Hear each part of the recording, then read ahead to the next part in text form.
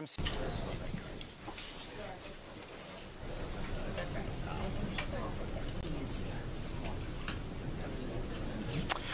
Good morning, everyone, and welcome to the Foundation for Defense of Democracies. My name is Jonathan Schanzer. I am Senior Vice President for Research here, and it is terrific to see so many familiar faces here in the room.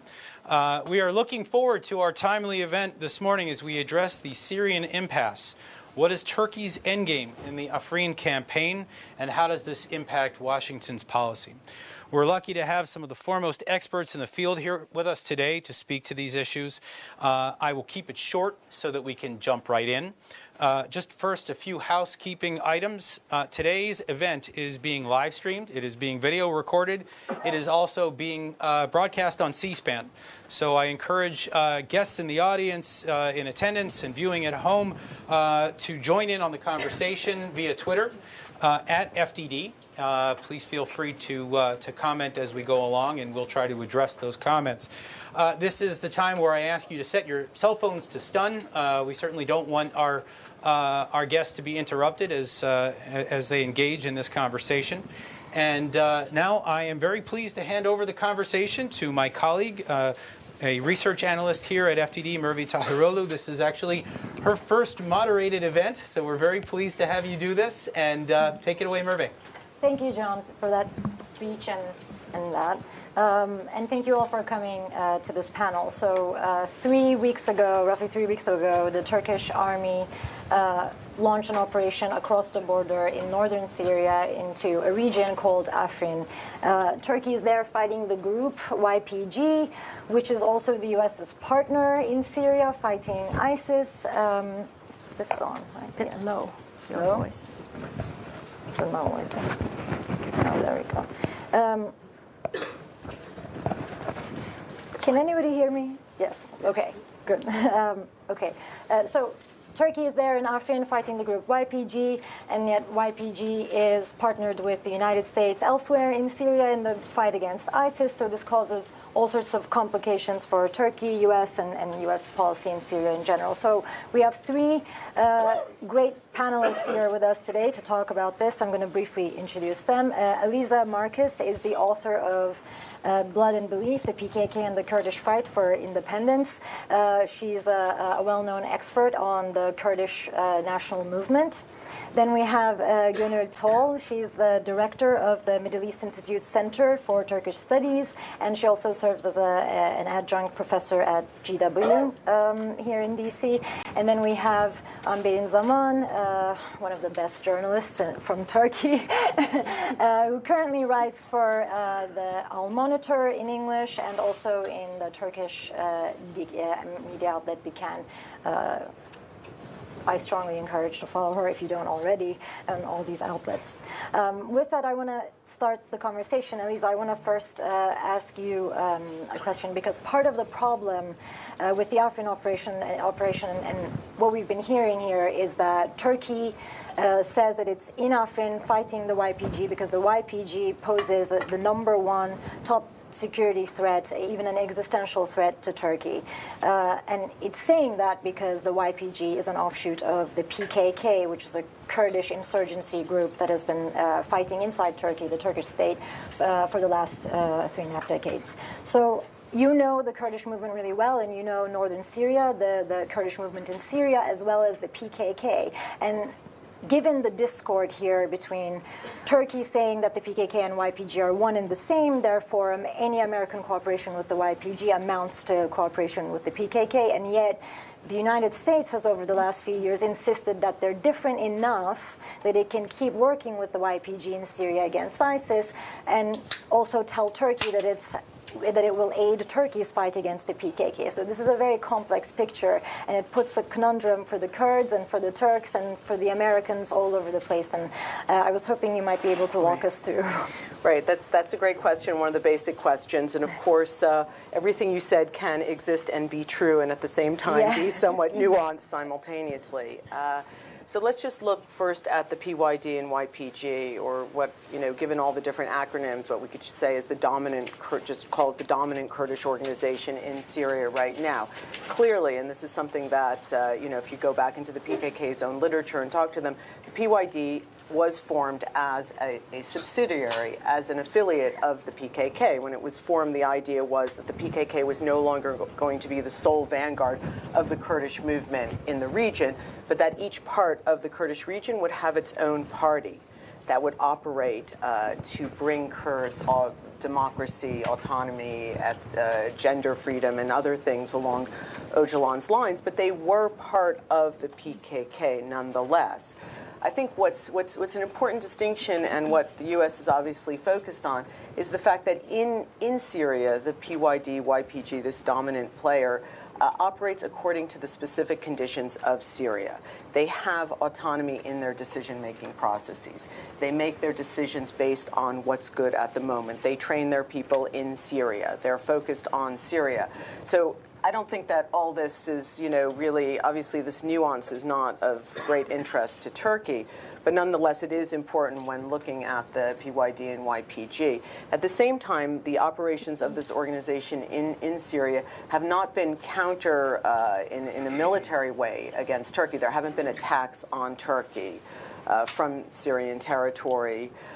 They've tried to keep, over the past few years, their senior commanders in Syria. The problem is for the United States, I'm sure we'll get into this later on, is that by denying any link between the two, something that's necessary for U.S. policy, they also make it difficult for the U.S. to acknowledge some of Turkey's concerns and try to explain why the YPG is not a real threat. Not that that would necessarily calm the situation. But so there are clearly links, but when we look at the YPG and PYD, we see that they are operating according to Syrian conditions for the situation in Syria. Well, thank you for that, and I should also note that there's a legal distinction between them too. The United States lists the PKK as a terrorist organization, right. So there's that little nuance there, which I'm sure we can get into in the rest of the conversation. But okay, well, let me turn to just Gönül for a minute here, because this is very much a war. Turkey is at a state of war here. It's the second operation it's carrying out in Syria, but it feels different already. First of all, Turkey is under a state of emergency at this time. There's that, but also the restrictions on the media and on civil society is growing and is fierce. And I think already more than 500 people have been arrested in Turkey for speaking out against the war in Afrin. So what is the view in Turkey, and what are the Turkish government's objectives here with this offensive in Afrin? Well, I think a large segment of Turkish society is behind the operation, and that explains, I think, the main driver of Turkey's military incursion, and that's the domestic politics. After the referendum, I think the referendum results exposed Erdogan's vulnerability. And he wants to boost his popularity ahead of elections, presidential elections. So he wanted to tap into the anti-Kurdish, the very strong anti-Kurdish and anti-American sentiment in the country. And the opposition, except for the pro-Kurdish HDP, is behind, supported the operation. And I'm not sure about the exact numbers, but I believe around 80% of, according to recent public opinion polls, 80% of Turkish society supports the Afrin operation. So I think the main driver was domestic politics. And those two dynamics, that anti-Kurdish and anti-American sentiments, they are very important, and they feed each other. They've always been there, but I think, and we can talk about in detail, but I think there are new dynamics in terms of Turkey's anti-Americanism and the anti-Kurdish sentiment. So he wants to tap into those and basically boost his popularity. So one thing. Because I think the Afrin operation is as much against the Kurds as it is against the U.S. That is the government's narrative. So the proclaimed aim was to break the cooperation between the U.S. and the YPG, and the U.S. repeatedly said that it had nothing to do with the YPG in Afrin, but the domestic narrative is that we are there to disrupt this relationship between the U.S. and the YPG. So I think that makes the situation very complicated, and I'm sure Amberin will touch on the complications of the operation on the ground. But domestically too, if you look at it from the Turkish-US perspective, I think the anti-Americanism that we're seeing now is different in that it's much more widespread. There's always been anti-Americanism in Turkey, but what we're seeing now is that the AKP, the former Islamists, the Kemalists, the military, the leftists, they've all found common ground in something, and that is the anti-Kurdish and anti-Americanism, and that's what makes it difficult to resolve the tension between Turkey and the U.S. and I think that's also a recipe for disaster, because I think Turkey has long lost its strategic direction in foreign policy, and that domestic concerns became the backbone of Turkish foreign policy making. Yeah, just as a follow-up with that, thank you. I think that was hugely explanatory from Turkey's point of view. But I wonder, why is this operation taking place now? Is there a reason for that Erdogan needs to consolidate this nationalism and anti-Americanism and anti-Kurdish sentiment that is widespread in Turkey? Because the war is helping consolidate that, as you explained. And I'm curious if you think there are specific reasons why you might be doing that now. Well, because the elections are coming up, and some even talk about the possibility that Erdogan might call for early elections in 2018. So I think that explains the timing of the operation. Turkey, but also there are other factors as well. Turkey has been threatening a military operation against Afrin for over a year now. But until now, it has been delayed mainly because Russians were unwilling to allow such an operation. They have troops in Afrin, and they control the skies over Afrin. And I think what prompted Russian green light was the U.S. decision to stay longer in Syria, and that is something that makes the regime, Iranians, and the Russians really nervous. So I think this was part of Russian strategy to both weaken the YPG and so indirectly curb U.S. influence in a post-conflict Syria, and also signal to the Kurds that in fact Russians call the shots, and caution them against closer ties with the United States. So I think this is what Russia had in mind. And the regime in Iran unwillingly, although Iran recently urged Turkey to stop the operation. But for them, again, it's nerve-wracking to hear from U.S. officials that America is willing to stay longer and will work closely with the YPG. So I think the timing is something to do both with domestic dynamics, that is the elections, and also the Russian concerns and Russian change in Russian strategy. Right, thank you. And just to explain to those of you who may not know Turkish politics very well, that by election we're referring to the upcoming presidential election. That will be the first election before the new constitution will take effect in Turkey, which gives Erdogan more powers, and it'll make it more of a legal case. But yes, I want to get into some of the geopolitical concerns that you mentioned. The U.S. policy, I mean, we have now Mattis and Tillerson are headed to Turkey. They're going to be having talks with their Turkish counterparts.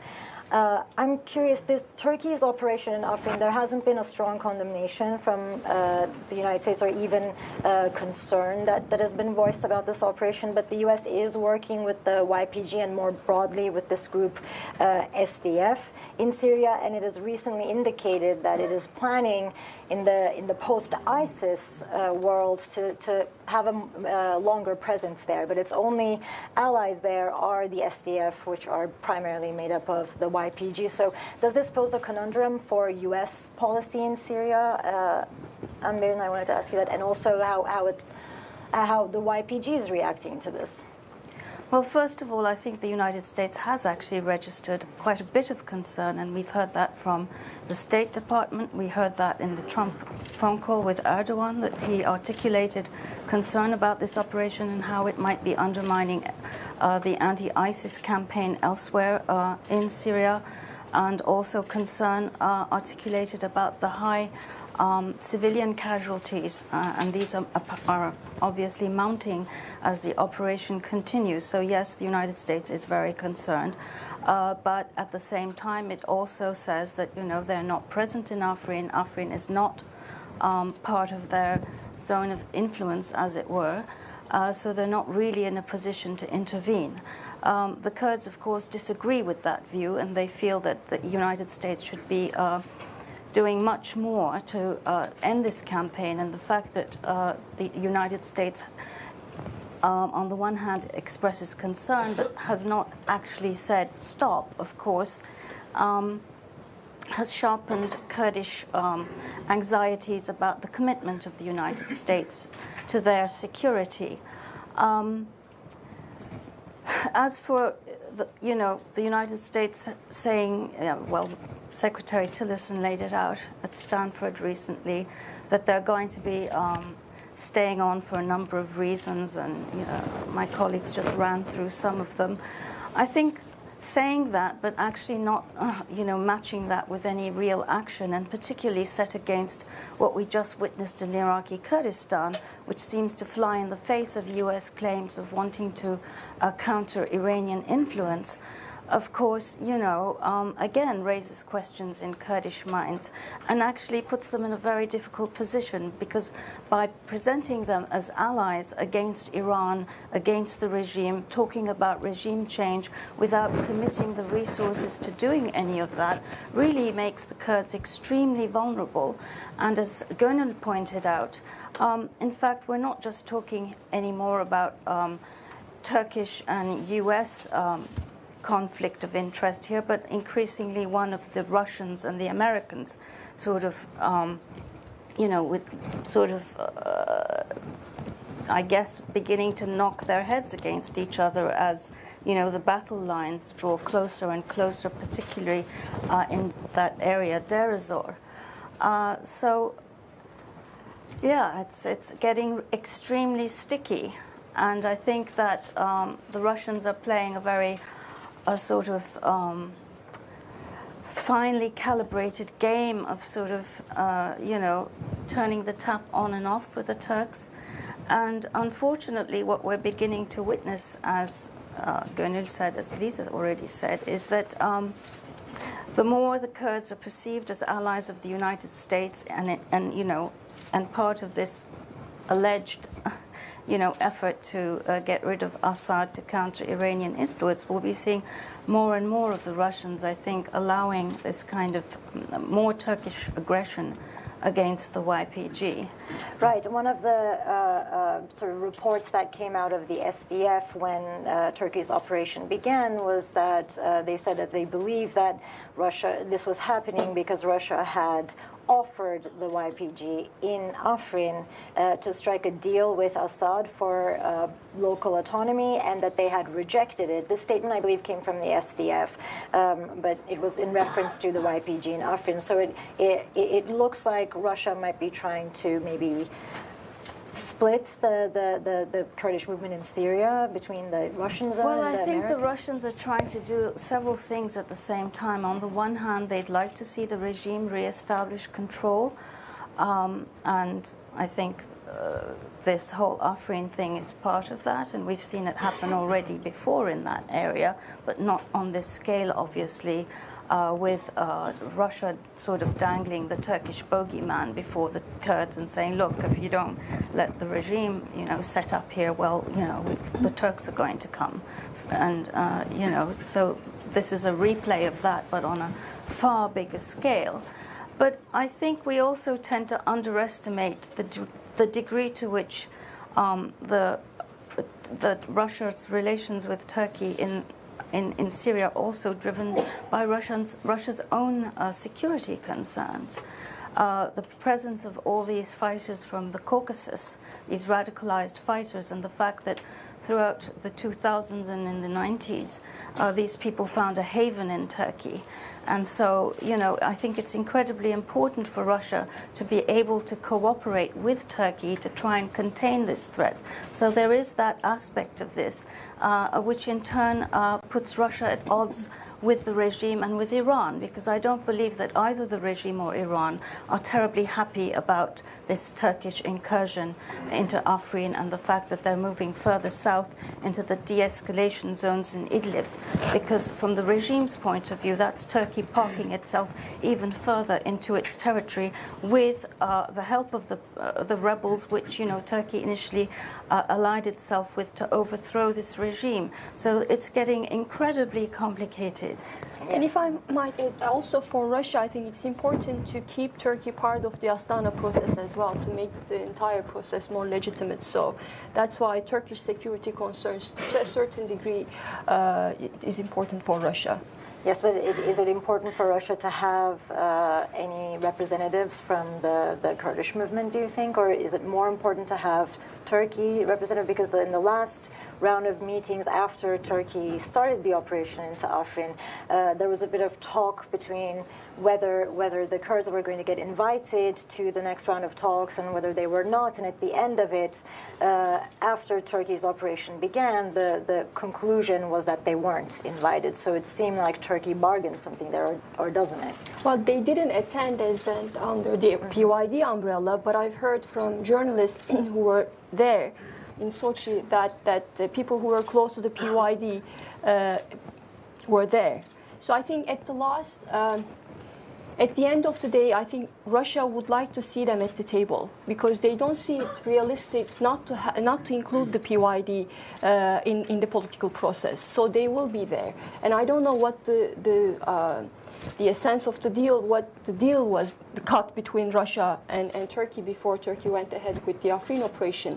So maybe the understanding was that the Russians would give a green light to a limited Turkish incursion into Afrin and return, and that would boost Erdogan's popularity, so he could swallow the fact that the PYD is represented at the political process. So could be that.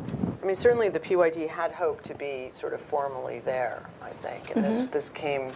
It seems it came as somewhat as a shock to them. I mean, they've said afterwards, we don't want to take part given what's happening with Turkey and Afrin, but I think they have always sort of seen Russia as being a little more accommodating as opposed to the U.S., which has never wanted to bring them in as a formal partner, despite support for the YPG.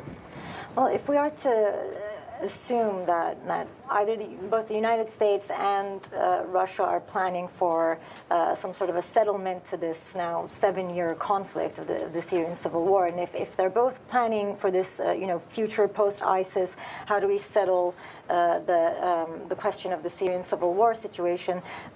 Both of these actors are going to think that, including the Kurds, in some sort of a settlement is absolutely necessary. So, Eliza, let me just ask you about the PYD's relationship with the United States and Kurds, both in light of this, but also historically and since the beginning of the Syrian civil war. And I'm curious what kind of a settlement do you think would best accommodate the PYD's interests? Well, first of all, I'm not as optimistic as you are that there's plans for a real settlement of what's happening in Syria. So, didn't say I'm optimistic. Okay. Well, then let me just put it out. I'm not optimistic. If that was the question, I think look, the PYD, the YPG, and its various federative structures that's trying to form, they've made very clear that they want, in some form or another, to be able to control their territory. They talk in very big terms about democracy and gender equality and things like that, and certainly they have gone compared with other groups and countries in the region, they've done quite well on some of these, on certainly the gender equality. They would like to see that. Now, whether they're going to get that is difficult, but I think at the end of the day, this is something they're going to demand. This is something that they would not back down very easily from. They don't want to see their institutions disbanded. They don't want to see their military force disbanded. They see this as their final protection, and the events in Afrin and the sort of the U.S. kind of inability to take a clear stand on this and stand up for the Kurds only is another message to the Kurdish movement that it ultimately needs to rely on itself, that it can't rely on other countries to protect its security. Now, the thing is, of course, that the Kurds, the control of the territory of Rojava depends quite a bit on American support. And, you know, if it came to a decision of the U.S. to withdraw that support, there are many different areas where battles could break out. So it's important for the Kurds to try to maintain this, obviously, and keep the U.S. behind them. So, but for the Kurds in Syria and for the PKK as well, and Kurds in Turkey, what's happening in Rojava is very important at a time when the PKK has been squeezed inside Turkey, when operations, both the political movement in Turkey and the military movement, Kurdish movement in Turkey, has been really put under pressure. Politicians arrested, the municipalities taken over, and pretty much any sort of Kurdish, or for that matter, many democratic expressions seen as a crime now and reason to be detained. The PKK needs to show a gain. And the gain it has is what's happening in Rojava. And Rojava for the PKK sort of can explain away some of its inability to operate in Turkey right now. In fact, if you recall, in 2015, the PKK launched a sort of war in the cities in southeast Turkey, and this led to, you know, a Turkish counterattack that pretty much leveled large parts of different cities in southeast Turkey and led to a number of deaths. In the PKK's sort of way of explaining this, it says, well, we had to have this war there because we were concerned that there was going to be a Turkish operation against Rojava, and it was an attempt to turn attention away. So the PKK at this time really needs Rojava too, and I think they will, you know, they see this as their subsidiary there is a critical part of the group's overall success regionally and specifically in Turkey. But having said that, I want to emphasize again that the movement in Syria has not posed an actual armed threat to Turkey. I mean, the Afrin operation was not preceded by attacks by YPG against Turkey, and in fact, Turkey has constructed a huge wall now along the sort of eastern part of the border with Syria, making it even more difficult for there to be attacks. But nonetheless, obviously, the fact that the YPG is an affiliate of the PKK is of great concern for Turkey to have this on its border. Well, yeah, I mean, you just harkened back to a couple of years ago, and I want to do the same because Turkey's relationship with the PKK has changed over the years as well, and Turkey's relationship with YPG and PYD have changed as well in relation to one another.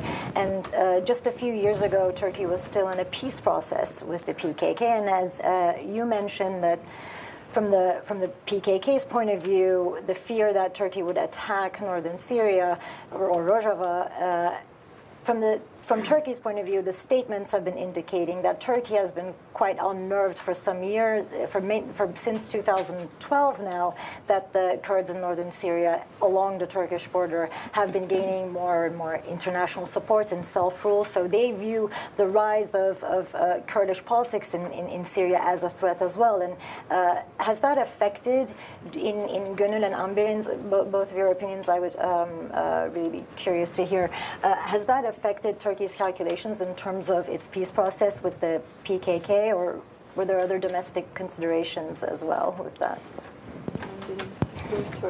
Is it? Okay. Absolutely, yes. I think that the whole, in fact, Arab Spring came at a very unfortunate time in that respect. And just as Turkey had sort of relaunched this peace process with Abdullah Öcalan, you know, you saw the Kurds gaining ground, and as of 2014 with the assistance of the United States. And I think that really freaked out the Turkish government. I think regardless of who would have been in power, we keep talking about Erdogan, but I think this is, a typical reaction, knee-jerk reaction of the Turkish state whenever they see Kurds gaining influence, certainly across their borders, and particularly with the perceived help of the West. This takes them straight back to Sèvres, and so it's total panic, and the immediate sort of goal is to suppress that. And I think part of what went on during those talks with Abdullah Öcalan was a set of demands made by Turkey that were, I think, frankly, impossible for the PKK/YPG to accept, including throwing its full support for regime change, in support of regime change, alongside the rebels, withdrawing completely from Turkey, and the sort of PKK becoming the YPG, which in turn became part of the anti-Assad force. And throughout that process, while those talks were ongoing, we did not see a single constitutional reform passed that would have, instilled any degree of confidence on the Kurdish side, encouraging them to think that, whatever they did, would actually yield any concrete results in terms of fulfilling their, long-running demands for greater, political autonomy, etc. So, yeah, is the short answer to your question. And also, I think what happened in Syria, the Syrian conflict and the rise of the YPG and the U.S. YPG partnership, I think it also transformed the AKP's nationalism. I don't think that was the only factor, but it was a huge factor in changing Turkish nationalism. In a way, for instance, when the AKP first came to power in 2002, they embraced something that some scholars called Muslim nationalism. And Muslim nationalism was different than Kemalist nationalism in that it paid less attention to ethnic identity. And the Muslim identity was the main marker of Turkishness in the AKP's ideology. So that's why I think that partly explains why Erdogan embraced, and I'm not saying that this was the only factor, I want to underline that, but partly explains why he embraced or launched Kurdish opening. So he had a different mindset. And at the time, in 2003, right after American invasion of Iraq, we had the Kemalists and the military that were very anti-American. And the AKP was the only actor that promoted a pro-Western identity. So they criticized Kemalists for being defensive nationalists and inward-looking. And they had a different outlook. They had a different vision. But now they're all on the same page. So Kemalist nationalism is back, and that's never good news for the Kurds. And I think, so what happened in Syria and the rise of the YPG had a lasting impact in Turkish politics. So I think that anti-Americanism and the anti-Kurdish sentiment might not be something contextual that we can only explain with what the U.S. is doing with the YPG, what the YPG is doing in northern Syria. So I think that is concerning. Well, there's also, you all mentioned the HDP, the predominantly Kurdish political party in Turkey, the second largest opposition party in parliament. Both of whose co-chairs are in jail and have been in jail. And that summer, when Turkey's, the government's peace talks with the PKK failed, also that summer we had an election where HDP had gotten 13% in the election. So, and this is, a year and a half after the Americans first cooperated with the YPG there in Syria because of Kobani, and so this was after that, and so the Turkish society and the government weren't really as nationalist as you described it right now. So was there the HDP factor there, you think? Well, I think, I don't think HDP became the victim of it.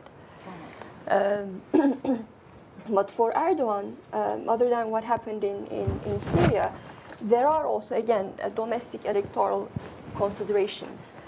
But I think the HDP has become a non-actor since 2015. So I don't think it played a role in that transformation. Mm-hmm.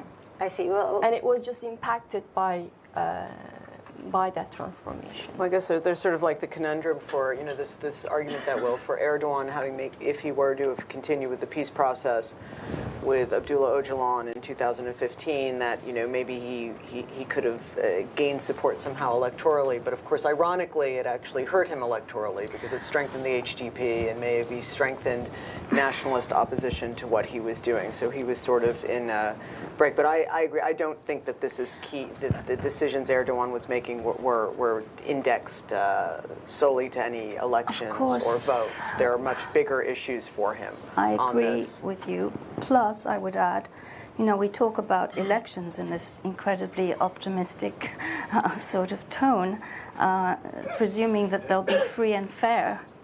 And I think the big question now before us is precisely that: will they be? And so if we just judge by what unfolded during the referendum, the sort of irregularities, to put it politely, that were documented, you know, depending on how desperate Erdogan feels to hold on to power, you know, he may carry that sort of activity even further, to the extent where, you know, sort of winning Kurdish votes or nationalist votes or whatever won't really be that great a factor in his calculations, shall I say. So the future trajectory of Turkish politics, I think, will very much inform how Erdogan approaches the Kurdish issue as well. Right, and how do you think that was going to be one of my questions, but given where we are at now, how do you think that I'm not terribly optimistic, I have to say. I mean, the only instance in which I could imagine a return to the peace process is one where Erdogan would regard it as being vital to his survival. Right, okay.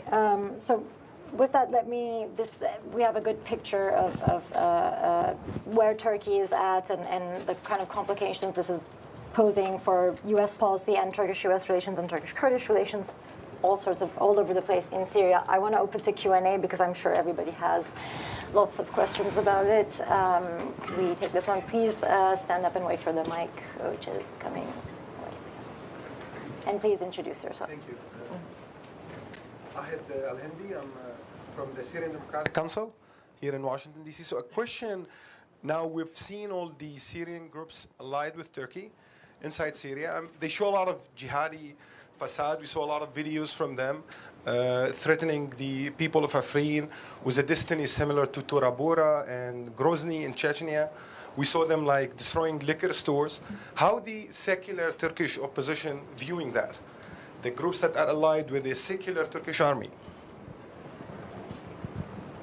I would like to take that question. I would like to hear from all of you. No, we can, but shall we take two other and then answer? Or let's do this round and then... Well, if you criticize the Afrin operation, that I'll land you in jail in Turkey. So that's why I don't think there is a healthy debate at the moment. And the opposition, the CHP, and I can't call MHP an opposition party anymore, but an overwhelming majority of the country is behind the operation. So it means that they're not very concerned. Although, I mean, the CHP raised the question of who the people in the Free Syrian Army are. They don't look like, well, Erdogan called them national army, but they don't really look like a national army. So in the parliament, the CHP raised the question, but I don't think the majority of the country is buying that, and that hasn't really changed the perception and the support that the operation received. Also, I think, first of all, yes, there are these videos of these people who appear to be, as you describe them, radical Islamists, but I'm not sure that everyone thinks that the Turkish public is convinced that all of these Free Syrian Army and other groups fighting alongside Turkish forces fit that description. And increasingly the narrative is that these people are shedding their blood to help defend Turkey. And so this is all happening for a greater cause. And also there's the other more cynical approach of, viewing these people as cannon fodder, sadly. And we haven't heard any casualty figures for these groups fighting alongside Turkey, which I find quite dehumanizing and rather tragic. And I think, sort of caricaturizing those people, sort of, attaching labels to them in that way doesn't serve any useful purpose, frankly. And it's also costing. It's hurting their cause. I mean, the Free Syrian Army is fighting Turkey's war, and I believe that in Afrin, probably whatever Turkey and the Turkey-backed forces capture in Afrin will be handed over to the regime. So imagine the awkward situation that would put the Free Syrian Army in. They will be fighting and dying for that territory, and then eventually they will be handed over to the regime. So I think Turkey is hurting the Free Syrian Army's cause too. All right, we'll take another question from the front. Please also state your affiliation. Lori Milroy, Kurdistan 24. Given what you've described about the seriousness with which Erdogan is pursuing the YPG in Syria and how it's linked to domestic politics and how important it is to him, what do you think the chances are for a clash between Turkey and the United States over Manbij? Is that a remote possibility or is that a real possibility? Well, Erdogan boxed himself in because he said that so many times publicly that after Afrin, Turkey would target Manbij next. It's going to be very difficult for him to walk back. But of course, as we mentioned earlier, Secretary Tillerson will be holding talks with Turkish officials, and McMaster will too. But for Turkey to walk back, it has to get something tangible from the U.S. And I don't know what that is. I know early on, right after the Turkish military incursion, Secretary Tillerson talked about a security zone. I wasn't clear about what he was thinking because I've heard in the Turkish media that he offered a security zone in Afrin. It's not the U.S.'s call, it's the Russians. So U.S. cannot promise anything there. So the only thing that the U.S. can offer to make it easier for Erdogan to walk back is push the YPG, force the YPG to withdraw from Manbij. And that's very difficult.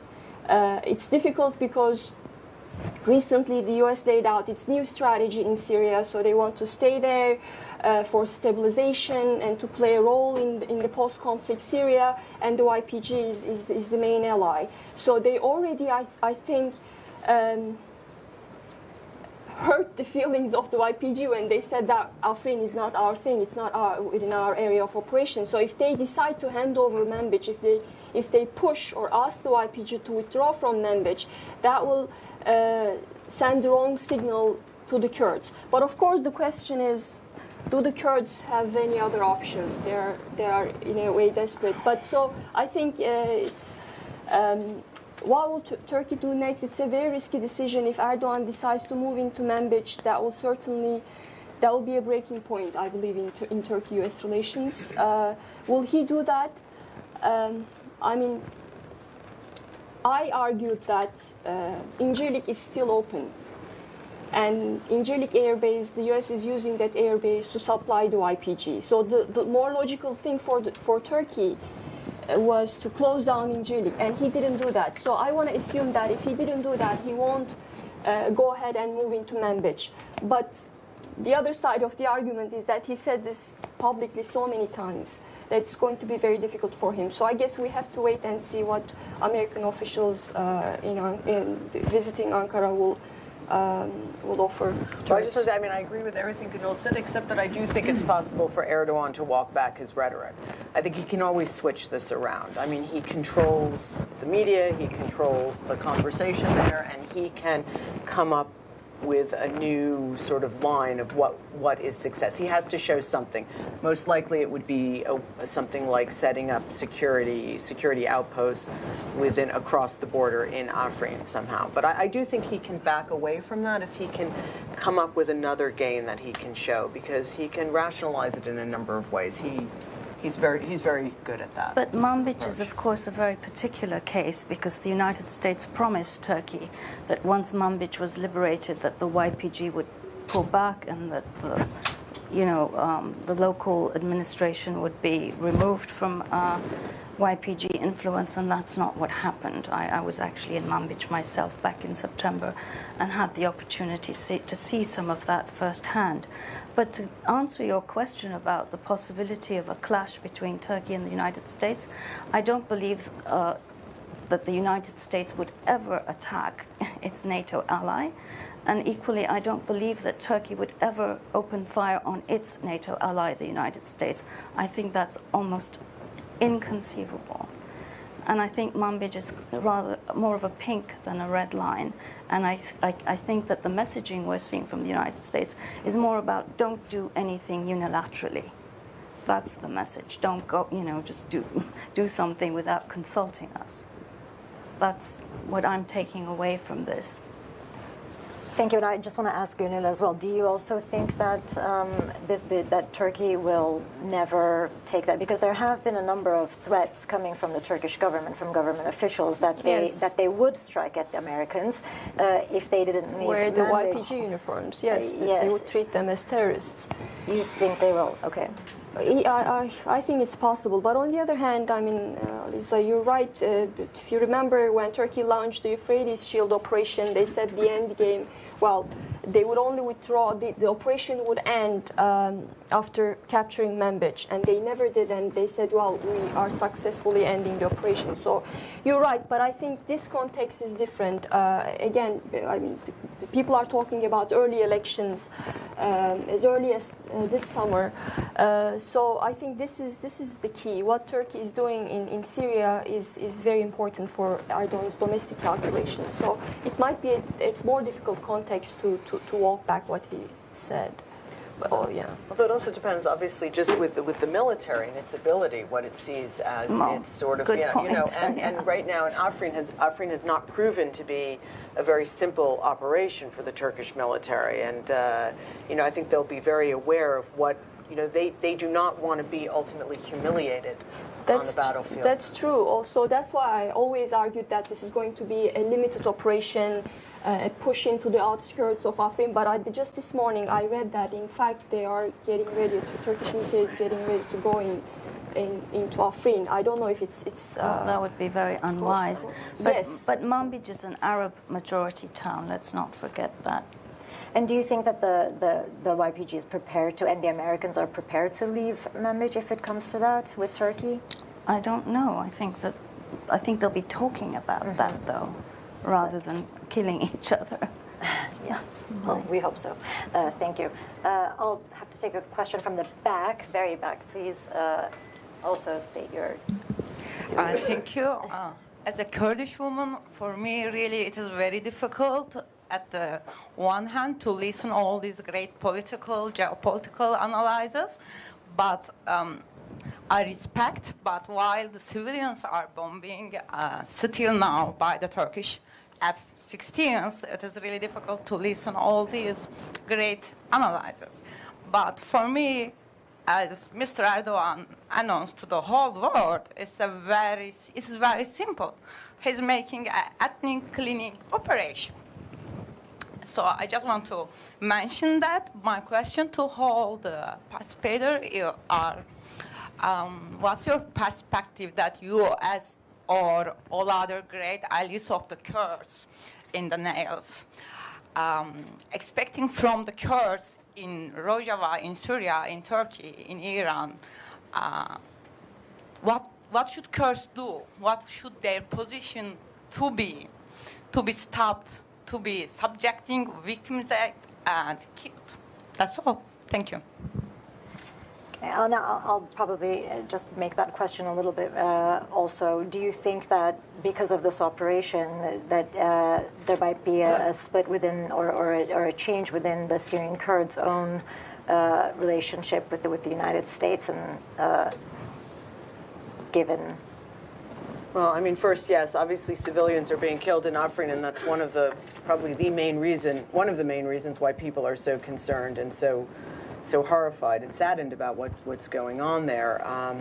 But obviously, there's very little, in terms of what Kurds can do writ large. It's hard to say, and this is not about sort of Kurdish demonstrations in Germany or Kurds marching in Iraqi Kurdistan. This is about a lot of the other issues we've been talking about. So, unfortunately, I think there isn't any clear answer right now about this. And you look for the Syrian Kurds and for the PKK and for the YPG, maintaining the relationship with the United States is of critical importance. I mean, it's thanks to the United States that the Kurds were able to hold on to Kobane and then move out further from that. And then in turn, the Kurds were at the vanguard of defeating ISIS in that area. So both the Kurds and the U.S. need each other in that. And I don't see that the YPG would see any reason to change its position, its pro-American position, its position as being willing to be the lead fighters against ISIS and stop further infiltration.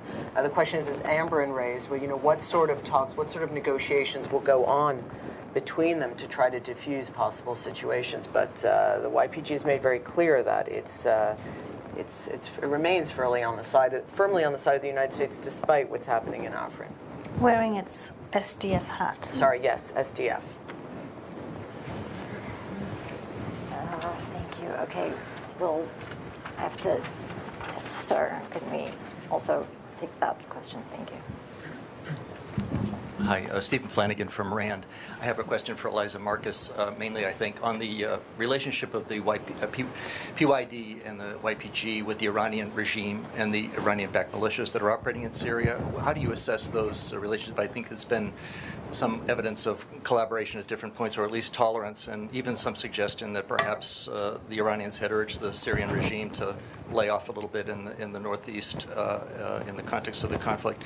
And then just lastly, picking up on Gunul's just last comment about the U.S. access to Incirlik, I noticed that early on in the Afrin operation, Meryl Aksenar made some comment about, well, the first thing we should do is kick the Americans out of Incirlik. That seemed to die out. Was she a lone voice in that?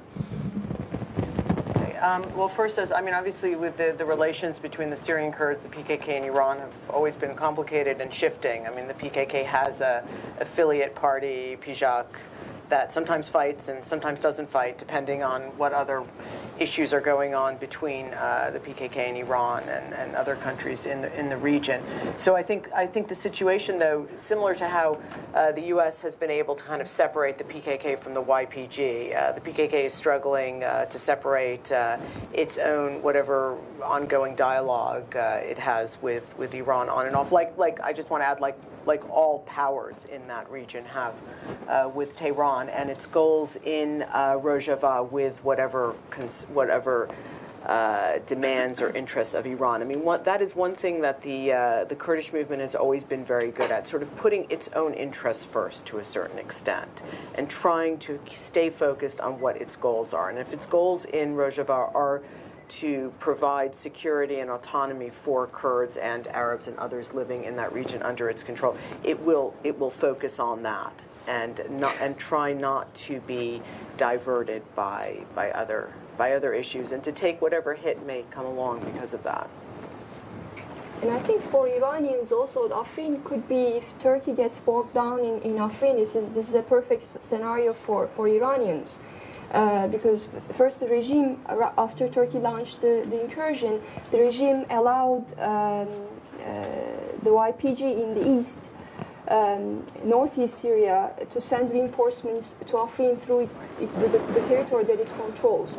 And recently, pro-Iran militias attacked a Turkish convoy in Idlib, in Aleppo. So I think what Iran and the regime would like to do, and I think that also it shows how complicated the relationship between Russia, Iran, and the regime. Also, maybe Russia doesn't have that much leverage over Iran and the regime. So Turkey decided to deploy observation points in Idlib and send a convoy. So apparently that happened as part of the de-escalation agreement.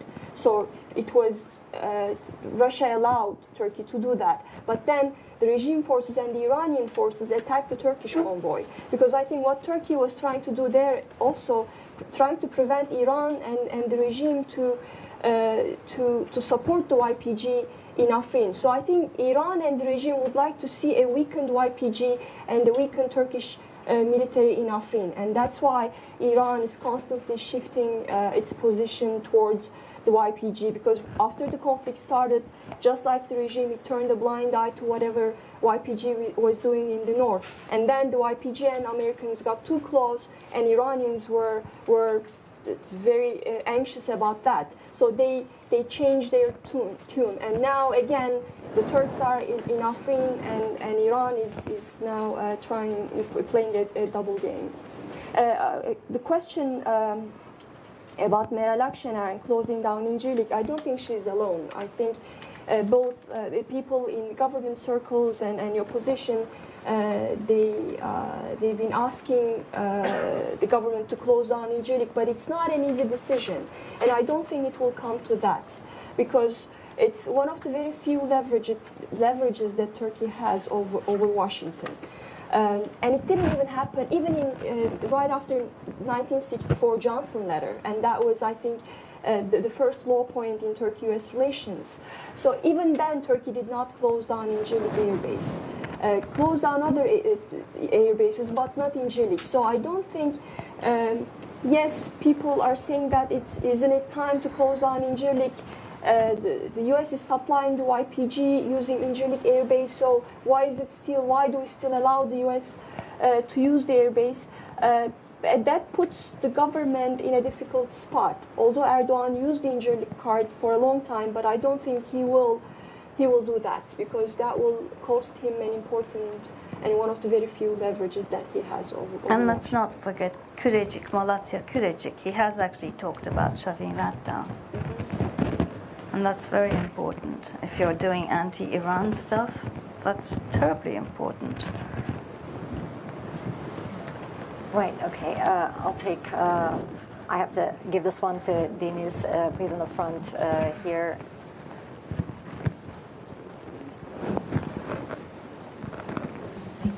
Thank you, Merve. I'm Deniz. I'm an intern at the Turkey program here. And my question was, could you comment a little bit on the situation facing young people in Turkey in the context of how Turkey has internalized basically its conflict with Rojava and the surge in nationalism and the tense political environment that goes along with that? I think we can think of it also in the context of the HDP and the new nationalist narrative that is being built around the Afrin operation and Turkey's neighbors in Syria here.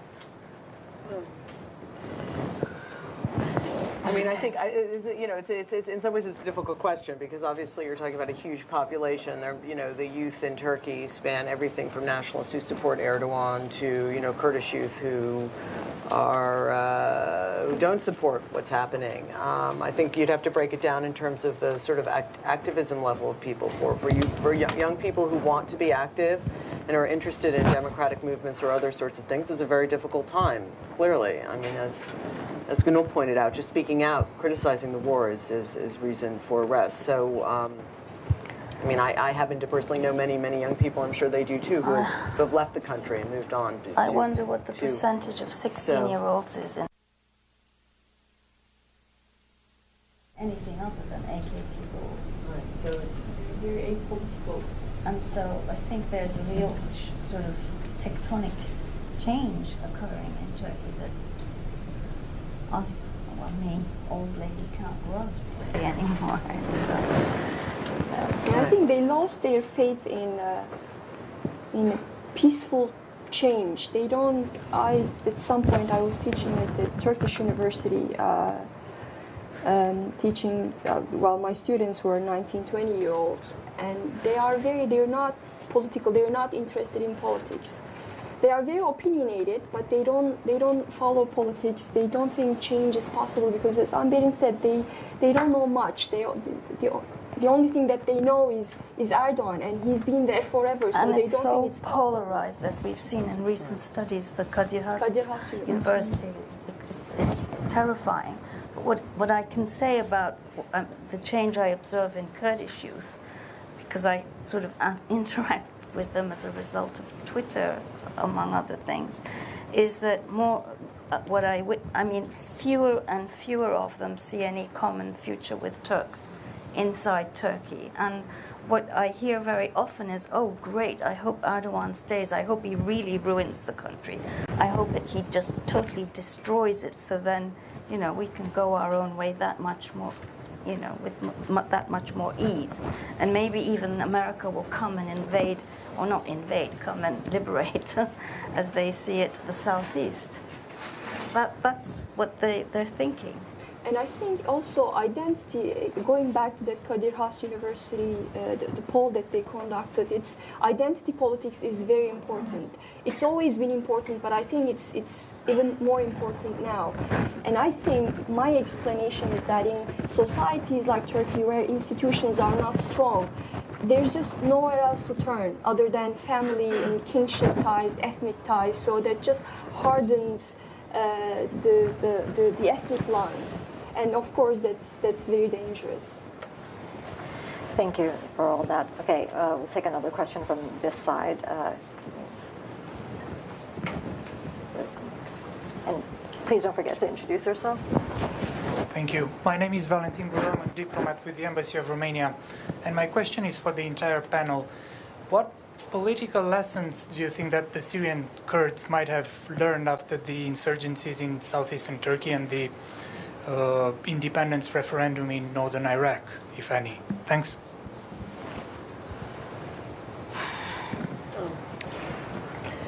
I mean, that's, well, certainly from the referendum in Iraq and the U.S.'s sort of refusal to back or somehow act on behalf of the Iraqi Kurds and the conflict that erupted in Kirkuk and other places. I think they take a lesson of to trust in themselves, really. But I think actually for the PKK and also for the YPG, that has been a long-standing understanding. I don't think they actually learned that differently from the experience in Iraqi Kurdistan.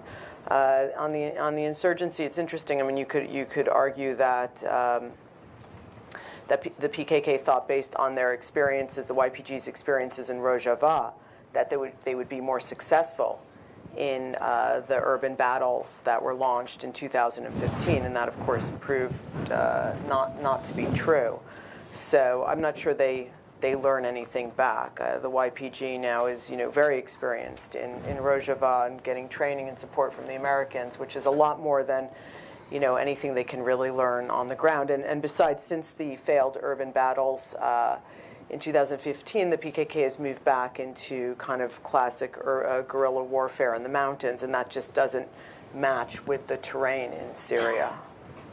But I think the lesson they've drawn from all of that is that what they've realized is they've underestimated the degree to which Turkey is prepared to crush them, yes, both during the 2015 urban battles and now as we're witnessing in exactly. Afrin. Thank you. Okay, we'll have this question. Claire Lopez with the Center for Security Policy. Maybe this might be a good sum-up kind of a question for the panel. As we're looking at Turkey and statements from some of its senior officials, most recently, I think it might have been the foreign minister, talked about the invasion into the Afrin region as jihad against the Kurds.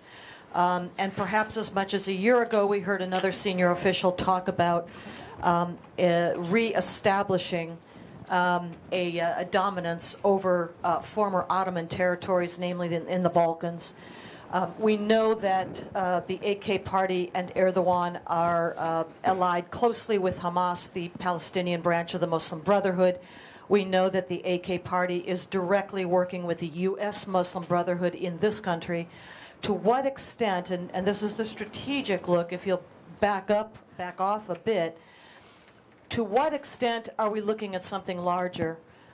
Perhaps the reemergence of a kind of a neo-Ottoman jihad state in Turkey? Well, I mean, I think there's a lot of questions about some of your premises. First of all, some of these statements. I have to say that. I mean, I wouldn't begin to agree with a lot of that, but then I will turn it over to some of my colleagues on that. I don't recall Çavuşoğlu ever talking about a jihad against the Kurds. In fact, the president has repeatedly said that this is not against the Kurds, it's against the terrorists, meaning the PKK, and sort of... That's why they named it Olive Branch. And by the way, trade relations with Israel are booming for this country that, you know, is supposed to be the... Correct.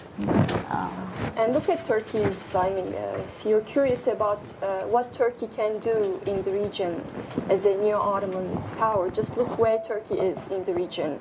The terrible relations with Egypt, used to be close allies with the Saudis, and now there's tension between the Saudis and Turkey, tension with the Gulf countries.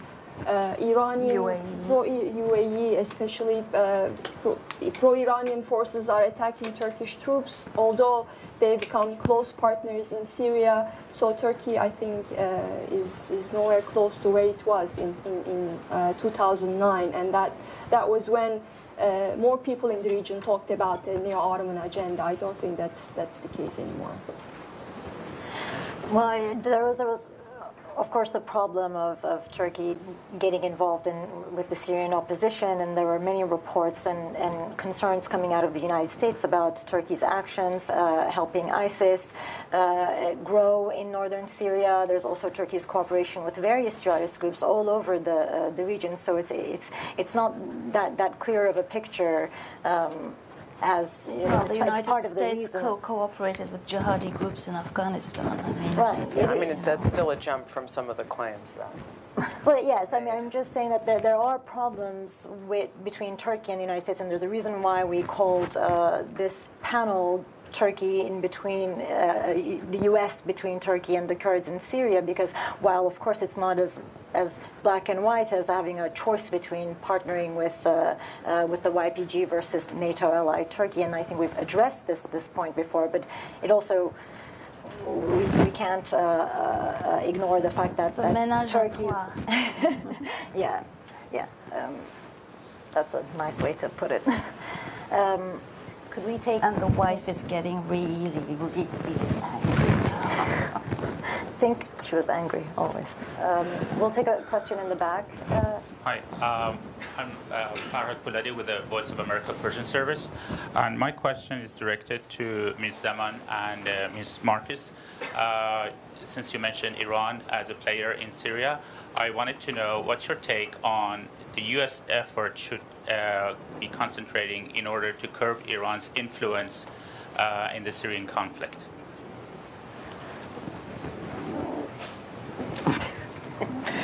It's a really hard question, I have to tell you, given everything that's going on now. And I'll actually, I don't have any advice on that, or, but I have a specific. Well, I think even for Russia, it's difficult to curb Iranian influence in Syria, because if the U.S. is not willing to put boots on the ground, that's Iran. If you talk about Iranian influence in Iraq, it's a different matter. They have, it's not just the militias that they support or the weapons that they send. They have strong soft power presence in Iraq. That's not the case in Syria. In Syria, I think what makes Iran a very important actor is the fact that they logistically support the regime, they have troops on the ground, and they support militias. So that's the key. And if you don't counter that, you cannot curb Iran. I think the other part of that is that in Iraq, the United States has formal relations with the government and is indeed considers Mr. al-Abadi as a very close ally and perhaps somebody who can help them counter Iranian influence. The United States has no formal ties with the Assad regime, and I think that makes everything a lot more complicated in terms of exercising its influence, even if it's to promote, say, Kurdish rights or sort of, help the Kurds get some kind of recognition. How do you do that in the absence of a relationship with this admittedly horrible regime? I think we have time for the last few questions, so I want to get the room for that. We'll take a question here.